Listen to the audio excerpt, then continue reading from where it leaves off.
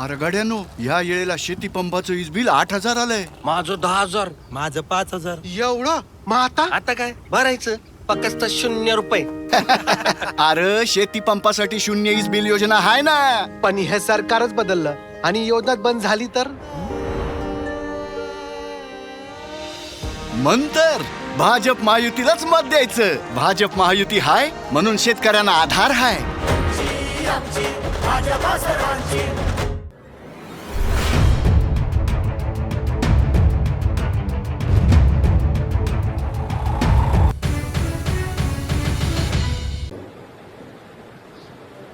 आज निलेश राणेंच्या प्रचाराच्या निमित्तानं सगळे प्रमुख पदाधिकारी आपण या ठिकाणी जमलेलो आहोत आणि एक निश्चित आहे की निलेश राणेंचा विजय ही काळ्या दगडावरची वेळ आहे. शेवटी आपण सगळे राणे साहेबांच्या नेतृत्वाखाली काम करतो, एकनाथ शिंदे साहेबांच्या नेतृत्वाखाली काम करतो, देवेंद्रजींच्या नेतृत्वाखाली काम करतो. हे करत असताना खासदारकीला जे आपलं 27,000चं पदाधिकारी आपल्याला मिळालेलं आहे त्याचं दुप्पट मताधिक्य मिळालं पाहिजे हे संजयजींनी या ठिकाणी सांगितलं. पण हे मिळण्यासाठी पुढचे 4 दिवस आपण सगळ्यांनी राणेसाहेबांच्या नेतृत्वाखाली डोळ्यात ते घालून काम केलं पाहिजे. आज मी देखील रत्नागिरी संगमेश्वर मतदारसंघाची निवडणूक लढवतोय. त्या निवडणुका सोप्या जाणार आहे याचं देखील एक कारण आहे. सरकारनं आणलेल्या नवीन नवीन योजना महिला भगिनींसाठी असेल, युवकांसाठी असेल, वरिष्ठांसाठी असेल, या सगळ्या योजना जर आपण तंतोतंत मतदारांपर्यंत पोहोचू शकलो तर फार मोठं मताधिक्य प्रत्येक उमेदवाराला मिळू शकतं आणि त्याची सुरुवात निलेश राणे कुडाळ मालवण मतदारसंघात करतील. त्याच्यामध्ये खरं तर आपण मगाशी आता दत्ता सामंतांनी देखील सांगितलं, संजयजी तुम्ही देखील सांगितलं की निलेशसारखा एक संवेदनशील आणि भावनाप्रधान उमेदवार आपल्याला मिळाले. लोकांना आणि विशेषतः आमच्या पत्रकार बांधवांना काही जे सात्विक संघर्ष असतात तेच माहीत असतात. पण ती व्यक्ती किती भावनिक आहे आणि संवेदनशील आहे हे माझ्या एवढं पण ओळखू शकत नाही. शिवसेनेमध्ये राणे साहेबांच्या नेतृत्वाखाली, एकनाथ शिंदे साहेबांच्या नेतृत्वाखाली त्यांचा प्रवेश ठरला. पण प्रवेश ठरल्यानंतर मी असेल, रवींद्र फाटक असतील, तुम्ही तर स्थानिक पदाधिकारी आहात, त्यांच्याशी संवाद साधून मी आता तुमच्या कुटुंबामध्ये धनुष्यबाण घेऊन कामाला लागणार आहे, राणे साहेबांच्या नेतृत्वाखाली कामाला लागणार आहे. आपण सगळ्यांनी एकत्र राहून शिवसेनेची आणि महायुतीची ताकद वाढूया हे देखील संवेदनशीलपणे सांगणारे तुमचे निलेश राणे हे उमेदवार आहेत. दत्ता सामंत सांगताना असं म्हणाले की राणे साहेबांना सोडून ते कुठंच गेलं नाही. खरोखरच तुमचं ते क्रेडिट आहे, ते पण तुम्हाला त्याच्याबद्दल सोबत असण्याचं काही कारण नाही. पण परवाच्या सभेमध्ये, कुडाळच्या सभेमध्ये राणेसाहेबांनी एक किस्सा सांगितला होता. संग्राम देसाईला भेटायला मी त्यांच्या इमारतीमध्ये गेलो होतो, बँड्राच्या इमारतीमध्ये गेलो होतो. त्याचं नाव काहीतरी सिंधुरत्न असं नाव आहे. आणि मी विचारत होतो की सिंधुरत्न ही इमारत कशी झाली, कोणी केली, कोण कोण त्याच्यामध्ये राहत. तरी मला सांगितलं की महाराष्ट्रातलं नाही, देशाचं राणेसाहेबांच्या निमित्तानं असं एक नेतृत्व आहे जे माझे सहकारी आहे, ज्यांनी कधी मुंबई बघितली नाही, ज्यांनी कधी मुंबईमध्ये स्वतःचं घर बांधण्याचं स्वप्न बघितलं नाही, घर घेण्याचं स्वप्न बघितलं नाही, अशा प्रत्येक सहकार्याला जर देशात कुठच्या नेत्यानं घर दिलं असेल तर ते एकमेव नाव आहे. संग्रामची गप्पा मारत असताना रत्नाजी विचारलं की म्हटलं धाडसाला सांगितलं की म्हटलं कदाचित राणेसाहेबांच्या हातावरच्या रेषा होत्या, ज्याला ज्याला घर दिलं त्याच्यातले देसाई फक्त थांबले, बाकी सगळे गेले. तुमचं पहिलंच दत्ता सामंतांचं पहिलंच सांगितलं एकमेव असे आहे, तुम्ही सावध पण आहे. पण जे गेले त्या ज्या पद्धतीनं राजकारण करतायत नियती त्याला उत्तर आहे. निलेश राणे फार मोठ्या निलेश राणे देखील निवडून येणार आहे आणि जो राणे कुटुंबाचा धबधबा हा सिंधुदुर्गामध्ये आहे.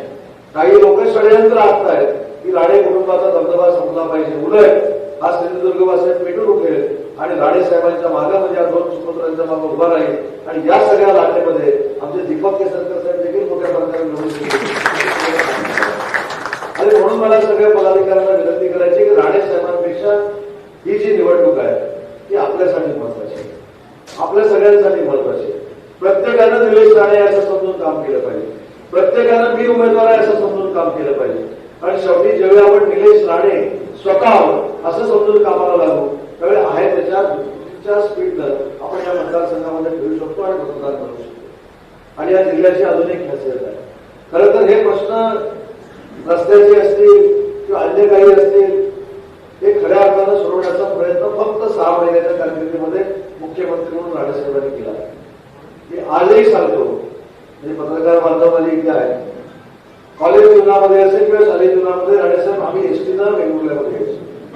1:15 वाजताची एसटी होती, रत्नागिरी वेंगुर्ला एसटी 1:15 वाजताची.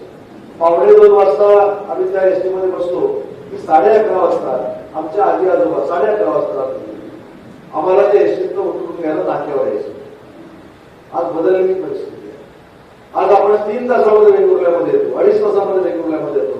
आणि याची मुहूर्तवेळ जर कोणी ठेवली असेल तर ती राणे साहेबांनी आणि म्हणून काल परवा कोणतरी येऊन गेले, आम्ही असं रस्त्यानं आलो, आम्ही इकडून आलो, आम्ही तिकडून आलो. खरं तर त्यांच्या जाहीर सभा होतच नाही, त्यांच्या कॉर्नर सभा होत्या.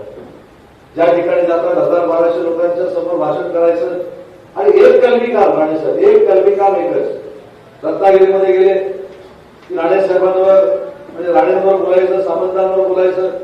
राजापूरला आले तरी राणे सामंत, सिंधुदुर्गामध्ये आले तरी राणे सामंत. असं काय घोडा आम्ही मारलंय माहित नाही, पण खऱ्या अर्थानं हा धनुष्यबाण, वंदनीय बाळासाहेबांचा धनुष्यबाण या कोकणात पोहोचवण्याचं काम जर केलं असेल राणे साहेबांच्या नेतृत्वाखाली झालं. आणि त्यावेळी तुम्ही आठवून बघा, मतदारसंघ जास्त होते. या सिंधुदुर्गच्या टोकापासून ठाण्याच्या टोकापर्यंत सगळेच्या सगळे आमदार 1990 आणि 95 जर कोणी निवडून आणले असतील तर राणे साहेबांनी आणलेले होते. हा इतिहास काही लोकांना समजत नाही किंवा काही लोक इतिहास विसरलेले. आणि म्हणून त्याला आपल्याला उत्तर द्यायचं आहे. त्याला आपण सांगायचं की हा सिंधुदुर्ग जिल्हा हा शिवसेना भाजपचा बालेकिल्ला आहे, हा धनुष्याचा बालेकिल्ला आहे, हा कमळाचा बालेकिल्ला आहे. आणि ही संधी आपल्याला 20 तारखेला आली आहे. आज परवाच मी निलेश राणे साहेबांचं एक भाषण ऐकलं. भाषणात ते असं म्हणाले की मी आता रागवतच नाही, रागवत नाही म्हणाले, रागावणं सोडून दिलेलं आहे. पण एक महत्वाची गोष्ट तुम्ही बघा, मुद्दाम राणे कुटुंब चिडलं पाहिजे, राणे कुटुंबाबद्दल अपशब्द बोलायचं, राणे कुटुंबाबद्दल वाईट बोलायचं ही रणनीती ठरवून काही उभारण्याचे लोक या संपूर्ण परिसरामध्ये होतात.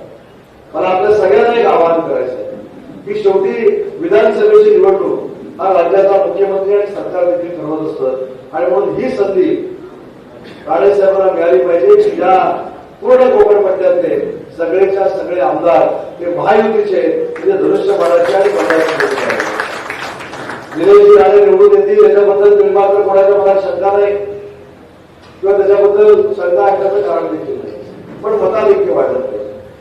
ज्या विश्वासानं धनुष्यबाण त्यांनी स्वतःच्या हातामध्ये घेतलेला आहे, आपल्या शिवसैनिकांची आणि भाजपाच्या सगळ्या पदाधिकाऱ्यांची जबाबदारी आहे की निलेश राणेंचं मताधिक्य हे कुठच्याही परिस्थितीमध्ये 50,000पेक्षा जास्त ठेवणं ही आपल्या सगळ्यांची जबाबदारी आहे.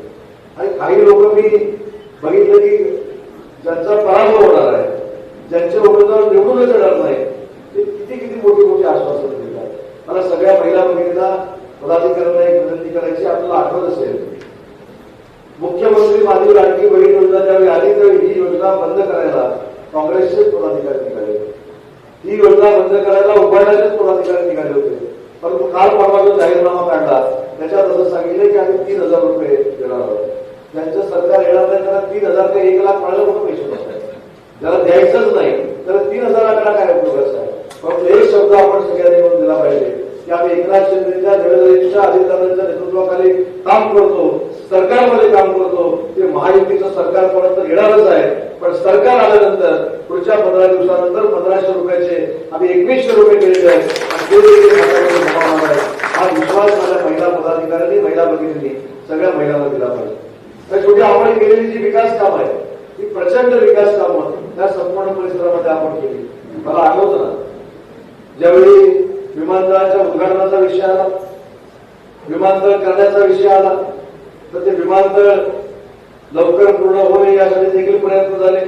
पण ते प्रयत्न का झाले संजय आगरने सांगितलं की मी जिल्ह्याचा पालकमंत्री होतो, पण मला माहिती आहे की ते प्रयत्न का झाले. त्याचं श्रेय फक्त नारायणराव राणेसाहेबांना मिळू नये म्हणून ते विमानाला काहीतरी कृती काढायचा, ते DGCA कडे काय वेगळेच प्रस्ताव पाठवायचे, ही प्रवृत्ती जी आहे ती अतिशय वाईट आहे. आणि मी अभिमानानं सांगतो, मी ज्यावेळेला जिल्ह्याचा पालकमंत्री होतो तरी करोना या संपूर्ण परिसरामध्ये होता, परंतु मला फ्री हँड काम करायला जर कोणी दिलं असेल माझ्या पक्षापेक्षा जास्त राणे साहेबांनी दिलेलं हे जाहीरपणाने दिलं. राणे साहेबांना काही दाखवत नसेल मी राणे साहेबांना फोन केला होता करोनाच्या संदर्भात लॉकडाऊन करायचं की नाही, आणि त्याच्यामध्ये मतांतर होते. मला भीती वाटत होती की राणे साहेब समोरच्या विरोधी पक्षामध्ये काम करतायत, तिथं कुठेतरी अजून संघर्ष होऊ शकतो आणि संघर्षातनं लॉकडाऊनची प्रक्रिया थांबते की काय, अशा पद्धतीचं चित्र सामोरच्या निर्माण झालं की राणे साहेबांची चर्चा केली. एकाच वाक्यामध्ये विषय संपला. तू जिल्ह्याचा पालकमंत्री आहेस, करोना घालवण्यासाठी आणि सिंधुदुर्गवासियांना सुरक्षित ठेवण्यासाठी तुला जे काय करायचं तू कर. आपल्या मला असं वाटतं की राजकारणाच्या पलीकडे जाऊन देखील विकास कामं असतात. विरोधात असताना देखील विरोधी पक्षनेता कसा असला पाहिजे हे देखील मी अनुभवलेलं आहे. मी अनेक माझ्या भाषणात सांगितलं. माझ्या आयुष्यातला जो पहिला प्रसंग होता की विधानसभेमध्ये पहिल्यांदा प्रवेश केला होता आणि आमची शपथ चालू होती. शपथेला सगळे बोलवत होते, सचिव नाव पुकारत होते आणि माझं नाव पुकारलं गेलं उदय सावंत. सामंत नाही, उदय सावंत आता शपथ घेतली. राणे साहेबांनी सांगितलं मला बोलायचं आहे, आणि राणे साहेबांनी स्पष्ट सांगितलं की एखाद्या निवडून झालेल्या आमदाराचं नाव जर विधानसभेमध्ये तुम्हाला माहित असेल तर हे विधानसभा बैठक थांबवा, 10 मिनिटं थांबवा, ते नाव बदलून आणा आणि मगच शपथविधी सुरू करा. विधानसभेला आमदार थांबवावं लागलं त्याचं कारण होतं उदय सामंत. क्रेडिट मला मिळालं पण आवाज उठवला होता राणे साहेबांनी. त्याच्यामुळे मला असं वाटतं की ही जी नेतृत्व आहे ती आपण जोपासली पाहिजे, एक ठेवा म्हणून आपण जोपासली पाहिजे. आज कोणी काही बोलतं, कशाही ठरला जाऊन बोलतं, पण ते हे विसरले की आपली राजकीय उन्नती जी झालेली आहे ती फक्त आणि फक्त कोणामुळे झाली. हा जर आत्मचिंतनाचा विषय त्यांनी खरोखरच केला तर त्यांच्या समोर एकच डोळ्यासमोर नाव येईल म्हणजे राणे साहेब. आणि मी काय राणे साहेबांचं निलेश राणेंच्या निमित्तानं कौतुक करावंच यासाठी आलो नाही, पण जी वस्तुस्थिती आहे ती महायुतीच्या सगळ्या पदाधिकाऱ्यांना कळली पाहिजे. आणि म्हणून आम्हाला हे सगळे मतदारसंघ महत्वाचे आहेत. दीपक केसरकरांचा देखील मतदारसंघ महत्वाचा आहे. मी बघतोय की राणेसाहेब स्वतःच्या निवडणुकीच्या निमित्तानं जेवढे सावंतवाडीमध्ये फिरले नव्हते त्याच्या 10 पट दीपक केसरकरांना निवडून आणण्यासाठी सावंतवाडीमध्ये फिरतात. हे आपल्या दृष्टीनं अतिशय महत्वाचं आहे. आणि म्हणून मला पालवणवासियांना विनंती करायची आहे की ज्या व्यक्तीनं ज्या कुटुंबाला सिंधुदुर्ग जिल्हा विकासात्मक सांभाळण्याचा प्रयत्न केला, भाजपाला प्रचंड ताकद देण्याची भूमिका घेतली, आम्हाला सगळ्यांना प्रचंड ताकद देण्याची भूमिका घेतली, त्यांचे चिरंजीव उभे असताना त्यांचं मताधिक्य 50,000 झालंच पाहिजे हा संकल्प करून आपण काय करावं. आणि ज्यावेळी 23 तारखेला निकाल लागेल तेव्हा निलेश राणे 50,000 निवडून आले हे ऐकण्याचं भाग्य आम्हाला सगळ्यांना मिळू दे एवढीच विनंती करतो. आणि हाच संकल्प करून धनुष्यासमोरचं बटन दाबावं. 3 नंबरला जरी आपलं नाव असलं तरी आपला उमेदवार 1 नंबरचा आहे लक्षात ठेवा. 1 नंबरचा लक्षात ठेवा. आणि म्हणून धनुष्यासमोरचं बटन दाबून 50,000पेक्षा जास्त मताचे आशीर्वाद निलेश राणेंना आपण मिळवून द्यावेत एवढीच विनंती करतो आणि थांबतो. आमचे दिवसभरातले सर्व अपडेट्स, ताज्या घडामोडी आणि थेट लाईव्ह पाहण्यासाठी सबस्क्राईब